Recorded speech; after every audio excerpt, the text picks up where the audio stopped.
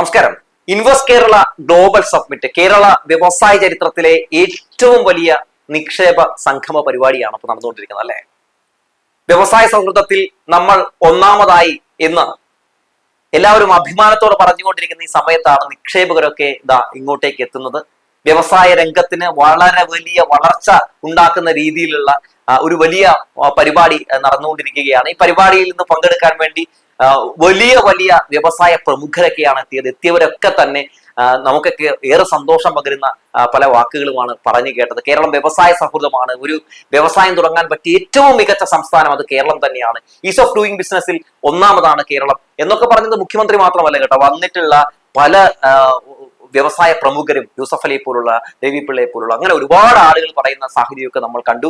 മാത്രമല്ല നമ്മുടെ അവിടെ എത്തിയ ശേഷം കേന്ദ്രമന്ത്രി പീയൂഷ് ഗോയൽ അദ്ദേഹവും പറഞ്ഞു കേരളം വ്യവസായ സൗഹൃദമാണ് എന്ന് അദ്ദേഹവും പറയുന്ന ഒരു കാഴ്ചയൊക്കെ നമ്മൾ കണ്ടു. ഒരു കാര്യം മാത്രമാണ് കേട്ടോ എനിക്ക് അദ്ദേഹം അവിടെ പറഞ്ഞപ്പോൾ, അതായത് കേന്ദ്രമന്ത്രി സംസാരിച്ചപ്പോൾ നടക്കില്ല, അത് അങ്ങയുടെ ഒരു തെറ്റിദ്ധാരണയാണ് എന്ന് തോന്നിയതെന്ന് പറയാൻ തോന്നിയത് വേറെ ഒന്നുമല്ല. അതായത് ഇപ്പോൾ കേരളം ഭരിക്കുന്നത് ഞങ്ങളല്ല, ഇവിടെ ഇനി താമര വിരിയും എന്നൊക്കെ ഒരു എന്താ പറയാ മലപ്പൊടിക്കാരന്റെ സ്വപ്നമൊക്കെ കേന്ദ്രമന്ത്രി ആ വേദിയിൽ പറയുന്ന സാഹചര്യം കണ്ടു. അതൊരു പൊളിറ്റിക്കൽ വേദിയല്ല എന്ന് പോലും അദ്ദേഹത്തിന് മനസ്സിലാക്കാൻ പറ്റുന്നില്ല എന്ന് പറയുന്നത് അദ്ദേഹത്തിന്റെ ഒരു കുറവായിട്ട് തന്നെയാണ് നമുക്ക് മനസ്സിലാക്കാൻ സാധിക്കുന്നത്. അപ്പോ നമുക്ക് വിഷയത്തിലേക്ക് വരാം. അപ്പൊ വ്യവസായ സൗഹൃദമാണ് കേരളം എന്ന് എല്ലാവരും പറയുന്നതിനിടയിൽ അവസാനം വി ഡി സതീശൻ ഇങ്ങനെ വിയർക്കുന്ന ഒരു കാഴ്ച നമുക്ക് ആ വേദിയിൽ ഇരുന്ന് കാണാൻ സാധിച്ചു. അവസാനം വി ഡി സതീശൻ മൈക്കിന്റെ മുമ്പിൽ വന്നു നിന്ന് സത്യങ്ങൾ തുറന്നു പറയേണ്ടി വന്നു. കേരളം വ്യവസായ സൗഹൃദമാണ്, ഇവിടെ വ്യവസായം തുടങ്ങാനും വ്യവസായം ചെയ്യാനും ഒക്കെ പറ്റിയ ഒരിടമാണ് എന്ന് തുറന്ന് സമ്മതിക്കേണ്ടി വന്നു എന്നത് മാത്രമല്ല, കഴിഞ്ഞ കുറച്ച് ദിവസം നമ്മുടെ മലയാളികൾ നടത്തിയ പ്രതിഷേധം വിജയത്തിലെത്തിയിരിക്കുന്നു എന്ന് തന്നെ വേണം പറയാൻ. കേരളം വ്യവസായ സൗഹൃദമല്ല എന്ന് പറഞ്ഞ് ഇവിടുത്തെ വ്യവസായികളെയൊക്കെ തുരത്തി ഓടിക്കാൻ, ഇവിടുത്തെ യുവ സംരംഭകരെയൊക്കെ തുരത്തി ഓടിക്കാൻ, ഇവിടെ നിക്ഷേപം നടത്താൻ വരുന്നവരെയൊക്കെ തുരത്തി ഓടിക്കാൻ വേണ്ടി പ്രതിപക്ഷ നേതാവ് വി ഡി സതീശൻ നടത്തിയ പരാമർശവുമായി ബന്ധപ്പെട്ട് വലിയ രീതിയിലുള്ള ഒരു പ്രതിഷേധം പൊതുസമൂഹത്തിൽ നിന്ന് ഉയർന്നു വന്നിരുന്നു. അദ്ദേഹത്തിനെതിരെ പല ആളുകളും പല പ്രമുഖരും ഒക്കെ രംഗത്തേക്ക് വരുന്ന സാഹചര്യമൊക്കെ നമ്മൾ കണ്ടു. മമ്മൂട്ടി, മോഹൻലാൽ, മഞ്ജു വാര്യർ, ശ്രീജേഷ് ഇവരൊക്കെ വ്യവസായ സൗഹൃദത്തിൽ കേരളം ഒന്നാമതാണ് എന്ന് പറഞ്ഞ് രംഗത്തേക്ക് വരുന്ന കാഴ്ചയൊക്കെ നമ്മൾ കണ്ടു. അവസാനം പ്രതിപക്ഷത്തിന് പിടിച്ചു നിൽക്കാൻ കഴിയാതെ വന്നപ്പോൾ വി ഡി സതീശൻ തുറന്ന് സമ്മതിക്കേണ്ടി വന്നിരിക്കുന്നു. കേരളം വ്യവസായ സൗഹൃദമാണ് അതെന്ന് അദ്ദേഹം പറഞ്ഞിരിക്കുന്നു. പൂർണ്ണമായും വി ഡി സതീശൻ ഇന്ന് പറഞ്ഞതിനെ സ്വാഗതം ചെയ്യുന്നുവെന്ന് മാത്രമല്ല, വി ഡി സതീശൻ ഇങ്ങനെയൊക്കെ തന്നെ വേണം പെരുമാറാൻ. ഒരു പ്രതിപക്ഷ നേതാവ് എന്ന് പറഞ്ഞിട്ടുണ്ടെങ്കിൽ മിസ്റ്റർ വി ഡി സതീശ എല്ലാത്തിനെയും എതിർക്കുന്ന മനോഭാവം സ്വീകരിക്കുന്ന, അല്ലെങ്കിൽ എന്തിന്റെയും ഏതിന്റെയും ഒക്കെ ഈ നാടിനെ സംബന്ധിക്കുന്ന വികസനങ്ങളുടെ കടക്കൽ കത്തിവെക്കുന്ന ഒരാളാണ് എന്ന ചിന്ത ആദ്യം നിന്ന് മാറ്റിവെക്കുക. അങ്ങനെ ഒരാളല്ല പ്രതിപക്ഷ നേതാവ്. പ്രതിപക്ഷ നേതാവ് എന്ന് പറയുമ്പോൾ കേരളത്തെ സംബന്ധിക്കുന്ന ഇത്തരം നല്ല കാര്യങ്ങളിൽ ഒരു സർക്കാരിനൊപ്പം കൂടെ നിൽക്കേണ്ട ബാധ്യതയുള്ള ഒരാൾ കൂടിയാണ് എന്ന കാര്യം മറന്നു പോകരുത്. ഇത്തരം കാര്യങ്ങളിലൊക്കെ നിങ്ങൾ മാറി നിൽക്കുമ്പോൾ സ്വാഭാവികമായിട്ടും ജനങ്ങൾ നിങ്ങളെയും മാറ്റി നിർത്തുന്ന സാഹചര്യം മാത്രമേ ഉണ്ടാവുകയുള്ളൂ. ഇനി ഇത്തരം കാര്യങ്ങൾ വരുമ്പോൾ മാറി നിന്ന ജനങ്ങളുടെ കൈയടി കിട്ടും എന്നാണ് വി ഡി സതീശൻ ഇന്നലകളിൽ വരെ ചിന്തിച്ചിരുന്നതെങ്കിൽ അങ്ങനെയല്ല എന്ന് ജനങ്ങൾ തന്നെ എന്തായാലും മനസ്സിലാക്കി കൊടുത്തിട്ടുണ്ട്. എന്തായാലും വി ഡി സതീശനും മാറാനുള്ള ഒരു അവസരം എന്തായാലും ആ വേദി സൃഷ്ടിച്ചിട്ടുണ്ടാകും എന്ന് നമ്മൾ പ്രതീക്ഷിക്കുകയാണ്. വി ഡി സതീശൻ ആയതുകൊണ്ടൊന്നും നമുക്ക് പറയാൻ പറ്റില്ല. ഒരു പക്ഷെ നാളെ ഇദ്ദേഹം പുറത്തിറങ്ങി കഴിയുമ്പോൾ വേറെ പലതും ഒക്കെ പറഞ്ഞ് നടക്കും. അത് നമുക്ക് അനുഭവം ഉണ്ടല്ലോ, നമുക്കറിയാം. ഈ ബഡ്ജറ്റുമായി ഒക്കെ ബന്ധപ്പെട്ട് ഇവരെന്താണ് ചെയ്യുന്നത്? ബഡ്ജറ്റ് നമ്മുടെ ഈ പറയുന്ന സഭയിൽ അവതരിപ്പിക്കും, എല്ലാ MLA മാർക്കും ഒക്കെ വാരിക്കൂരി കൊടുക്കും. പക്ഷെ എന്താണ് അവസാനം സംഭവിക്കാറ്? ഇവര് പുറത്തിറങ്ങിയ ശേഷം ഈ പറയുന്നത് പോലെ ഫേസ്ബുക്കിലൊക്കെ ഇടുന്നത് ഞങ്ങളുടെ മണ്ഡലത്തിൽ ഇത്ര രൂപ അനുവദിച്ചു, ഞങ്ങളുടെ മണ്ഡലത്തിൽ ഇത്ര തുക അനുവദിച്ചു എന്നൊക്കെ പറഞ്ഞിടും. പക്ഷെ സഭയിൽ എത്തിക്കഴിഞ്ഞിട്ടുണ്ടെങ്കിൽ പ്രതിപക്ഷം പറയും ഞങ്ങൾക്ക് 5 പൈസ തന്നില്ല എന്ന് പറയും. അതുകൊണ്ട് ഇന്നിപ്പോ ഈ പരിപാടി കഴിഞ്ഞ് മാധ്യമങ്ങളെ ഇന്ന് കാണാനുള്ള സാധ്യതയില്ല. ഇനി നാളെ ആയിരിക്കും ഊഴം. അങ്ങനെ നാളെ കാണുമ്പോൾ എന്തൊക്കെ പറയും എന്ന് നമുക്ക് ദൈവത്തിനറിയാം.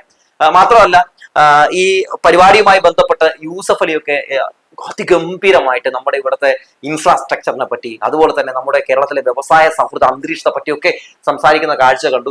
സത്യത്തിൽ ഇങ്ങനെ നിക്ഷേപകരെ ഇങ്ങോട്ടേക്ക് കൊണ്ടുവന്ന് അവരെ നിക്ഷേപം നടത്താൻ അവരെ തയ്യാറാക്കുന്ന രീതിയിൽ ഒരു പരിപാടി സംഘടിപ്പിക്കുക എന്ന് പറയുന്നത് നിസാര കേസല്ല. കേരളം മറ്റുള്ള സംസ്ഥാനങ്ങൾക്ക് മാതൃകയാണെന്ന് പറഞ്ഞ ആളുകൾ വരെ ഇവിടെയുണ്ട്. ഈ സർക്കാർ റോഡുകൾ വികസിപ്പിക്കുന്നു, അതുപോലെ തന്നെ വ്യവസായികൾക്ക് ആവശ്യമായിട്ടുള്ള എല്ലാ അന്തരീക്ഷങ്ങളും ഒരുക്കുന്നു. അവരെ ഒന്നിന്റെയും ഒരു പേപ്പർ തരാൻ കഴിയില്ല എന്ന് പറഞ്ഞൊന്നും ആരെയും ബുദ്ധിമുട്ടിക്കുന്നില്ല. അതുകൊണ്ടൊക്കെ തന്നെ എന്താണ്, അന്താരാഷ്ട്ര കമ്പനികൾ മുഴുവൻ നമ്മുടെ കേരളത്തിലാണ്. തൊഴിലവസരങ്ങൾ കൂടുതലാണ് നമ്മുടെ കേരളത്തിൽ. നമ്മുടെ കേരളം ദിനം പ്രതി വികസിച്ചുകൊണ്ടിരിക്കുന്ന കാഴ്ചയാണ് നമ്മൾ കണ്ടുകൊണ്ടിരിക്കുന്നത്. LDF സർക്കാരിന്റെ കാലഘട്ടത്തിൽ എത്രയെത്രയോ കമ്പനികളാണ് ഇങ്ങോട്ടേക്ക് വരുന്നത്. സമരം ചെയ്തും ആളുകളെ ഇവിടുന്ന് ഓടിക്കാനായിട്ടും ഒക്കെ പ്രതിപക്ഷം ശ്രമം നടത്തിക്കൊണ്ടിരിക്കുമ്പോഴൊക്കെ അതിനെയൊക്കെ ചെറുത്തുകൊണ്ട് ഇവിടേക്ക് ഇത്തരക്കാരെ സ്വാഗതം ചെയ്തുകൊണ്ട് അവരെ ഇങ്ങോട്ട് കൊണ്ടുവന്ന് ഇവിടെ നിക്ഷേപം നടത്തിക്കൊണ്ട് നമ്മുടെ സർക്കാർ ഒരു മാതൃകയാകുമ്പോൾ സ്വാഭാവികമായും അഭിമാനിക്കാൻ നമുക്ക് ഈ നിമിഷത്തിൽ എന്നാണ് പറയാനുള്ളത്. മാത്രമല്ല പ്രതിപക്ഷമൊക്കെ ഈ ഒരു പരിപാടി മുടക്കാൻ വേണ്ടി കേരളം വ്യവസായ സൗഹൃദമല്ല എന്ന് പറഞ്ഞുകൊണ്ട് രംഗത്തേക്ക് വന്ന് നടത്തിയ ആ ഒരു കുപ്രചരണത്തെയൊക്കെ ശശി തരൂരൊക്കെ സത്യം പറഞ്ഞിട്ടുണ്ടെങ്കിൽ ചെറുത്ത് തോൽപ്പിച്ചതും അഭിനന്ദനാർഹമാണെന്ന് പറയാതെ വയ്യ.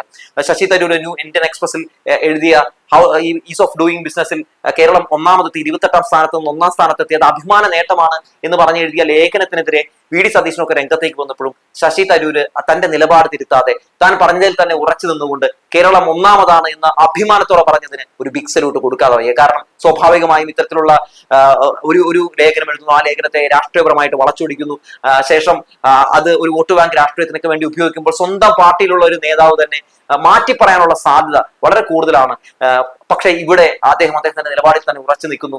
ഞാൻ കേരളത്തെ പറ്റി പറഞ്ഞത്, ഞാൻ സർക്കാരിനെ പറ്റി പറഞ്ഞത്, ഞാൻ വ്യവസായ രംഗത്തെ പറ്റി പറഞ്ഞത് ഒക്കെ കണക്കുകൾ നിരത്തിയാണ് എന്നൊരു സ്റ്റാൻഡിൽ ശശി തരൂർ നിന്നു എന്നത് ഒരു പ്രധാനപ്പെട്ട കാര്യമാണ്. അതിന്റെ പേരിൽ അദ്ദേഹത്തെ കോൺഗ്രസ്സുകാരെ തന്നെ കൂടി നിന്ന് അല്ലെങ്കിൽ കൂട്ടമായി നിന്ന് ആക്രമിക്കുന്ന കാഴ്ചയൊക്കെ നമ്മൾ കണ്ടു.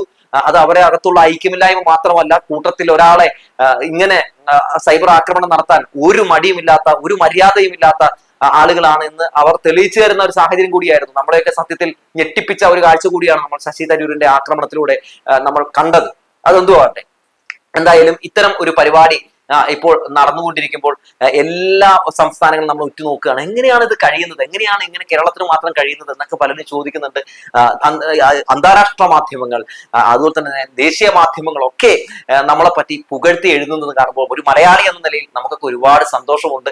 കഴിഞ്ഞ കുറച്ച് ദിവസമായിട്ട് VD സതീശനൊക്കെ നടത്തിക്കൊണ്ടിരിക്കുന്ന നെഗറ്റീവ് വാർത്തകളൊക്കെ ദേശ മാധ്യമങ്ങൾ വേണ്ട രീതിയിൽ പരിഗണിക്കാതെ വിട്ടതുമൊക്കെ വലിയ സന്തോഷം പകരുന്ന ഒരു കാഴ്ച തന്നെയാണ്. സ്വാഭാവികമായും അത്തരത്തിലുള്ള നെഗറ്റീവ് വാർത്തകൾ വലിയ രീതിയിൽ പ്രചരിക്കാനുള്ള സാധ്യതയുണ്ട്. അത്തരം VD സതീശനൊക്കെ നടത്തിയ ഈ വ്യവസായ രംഗത്തെ പറ്റിയുള്ള കുപ്രചരണങ്ങൾക്ക് ഒരു സ്പേസ് കൊടുത്തത് നമ്മുടെ മലയാളത്തിലെ മാധ്യമങ്ങൾ മാത്രമാണ്, മലയാള പല ചാനലുകൾ മാത്രമാണ് എന്നത് ഏറെ വേദനിപ്പിക്കുന്ന ഒരു കാര്യമാണ്.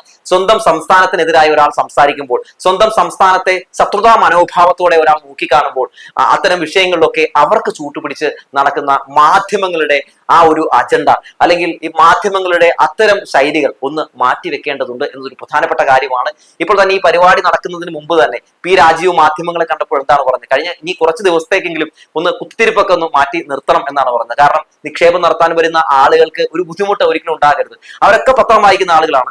അത്തരത്തിൽ പത്രം വായിക്കുമ്പോൾ അവർ തെറ്റിദ്ധരിക്കപ്പെടാനുള്ള സാധ്യതകൾ വളരെ കൂടുതലാണ്. അതുകൊണ്ട് വാസ്തവം മാത്രം നിങ്ങൾ മുന്നോട്ട് വെക്കുക, വസ്തുതകൾ മാത്രം മുന്നോട്ട് വെച്ചുകൊണ്ട് നിങ്ങൾ വാർത്ത ചെയ്യുക. ഇത് കേരളത്തിന്റെ അഭിമാന നിമിഷമാണ്, ചരിത്ര നിമിഷമാണ്, നമ്മുടെ നാടിന്റെ വളർച്ചയ്ക്ക് വേണ്ടിയുള്ള ഒരു വലിയ ഒരു മുന്നേറ്റത്തിന് വേണ്ടിയുള്ള ഒരു പരിപാടിയാണ് ഇവിടെ നടക്കുന്നത്. സോ അതുകൊണ്ട് മാധ്യമങ്ങൾ കൂടെ നിൽക്കണം, കൂടെ നിങ്ങൾ ഒപ്പം വേണം എന്ന് P രാജീവ് അഭ്യർത്ഥിക്കുന്ന ഒരു കാഴ്ച കണ്ടു. അപ്പോഴും ചില മാധ്യമങ്ങളൊക്കെ അവിടെ നിന്ന് കുത്തിത്തിരിപ്പ് ചോദ്യങ്ങളൊക്കെ ചോദിക്കുന്ന കാഴ്ച കണ്ടു. മാധ്യമങ്ങളോട് പറയാനുള്ളത് ഒന്ന് മാത്രമാണ്, നാടിന്റെ താല്പര്യങ്ങൾ അതിനെ സംരക്ഷിക്കേണ്ട ബാധ്യത എല്ലാ മാധ്യമങ്ങൾക്കും ഉണ്ട് എന്ന കാര്യം മറന്നു പോകരുത്. രാഷ്ട്രീയം കളിക്കാം, നമുക്ക് രാഷ്ട്രീയപരമായ എതിർപ്പ് എല്ലാ മാധ്യമങ്ങൾക്കും ഉണ്ടാകും. പക്ഷേ നാടിനെ സംബന്ധിക്കുന്ന ഒരു വിഷയം വരുമ്പോൾ നാടിനൊപ്പം നിൽക്കുക എന്നതാണ് ഏറ്റവും പ്രധാനപ്പെട്ട ഒരു കാര്യം എന്ന് പറയുന്നത്. അല്ലാതെ അത്തരം സംഭവങ്ങൾ ഉണ്ടാകാൻ നേരത്ത് കുത്തിത്തിരിപ്പ് വാർത്തകൾ ഇറക്കിക്കൊണ്ട് പ്രതിപക്ഷത്തിന് ഒരു വലിയ രീതിയിൽ അവർക്ക് ഭരണപക്ഷത്തെ അടിക്കാനുള്ള ഒരു ക്യാപ്സ്യൂൾ ഇറക്കുന്ന രീതിയിലേക്കുള്ള ഒരു പെരുമാറ്റമൊക്കെ ഉണ്ടായിട്ടുണ്ടെങ്കിൽ സ്വാഭാവികമായും അത് നമ്മുടെ നാടിന്റെ ഭാവിക്ക് നല്ലതല്ല. വരാൻ പോകുന്ന അല്ലെങ്കിൽ വളർന്നു വരുന്ന തലമുറയ്ക്ക് അത് നല്ല ഇടങ്ങൾ സമ്മാനിക്കില്ല എന്ന കാര്യങ്ങൾ കൂടി നമ്മൾ മനസ്സിലാക്കേണ്ടതുണ്ട്. മാത്രമല്ല കേരളത്തിൽ നിന്ന് ഉള്ള കുട്ടികളെല്ലാവരും പുറത്തേക്ക് പോവുകയാണ്, ഇവിടെ വ്യവസായ അന്തരീക്ഷമൊന്നുമില്ല, ഇവിടെ വ്യവസായം ചെയ്യാൻ പറ്റിയ മണ്ണല്ല എന്നൊക്കെ കുപ്രചരണം നടത്തുമ്പോൾ സ്വാഭാവികമായും ഒന്ന് ഗൂഗിളിലൊക്കെ സെർച്ച് ചെയ്യുന്നത് നല്ലതാണ്. ഏറ്റവും കൂടുതൽ ആളുകൾ എവിടെ നിന്നാണ് ഈ പറയുന്ന പോലെ പുറത്തേക്ക് പോകുന്നത്, ഏറ്റവും കൂടുതൽ വ്യവസായ സൗഹൃദം അല്ലാത്ത നാടേതാണ്, ഉള്ള നാടേതാണ് എന്നൊക്കെ സെർച്ച് ചെയ്താൽ നമുക്ക് മനസ്സിലാക്കാൻ സാധിക്കും എന്താണ് വസ്തുതയെന്ന്. അതുകൊണ്ട് ദയവ് ചെയ്ത് കുപ്രചരണങ്ങൾ ഇറക്കി ഈ ഒരു പരിപാടിയെ ആരും മോശമാക്കാൻ ശ്രമം നടത്തരുതെന്ന് അഭ്യർത്ഥിച്ചുകൊണ്ട് നിർത്തുകയാണ്.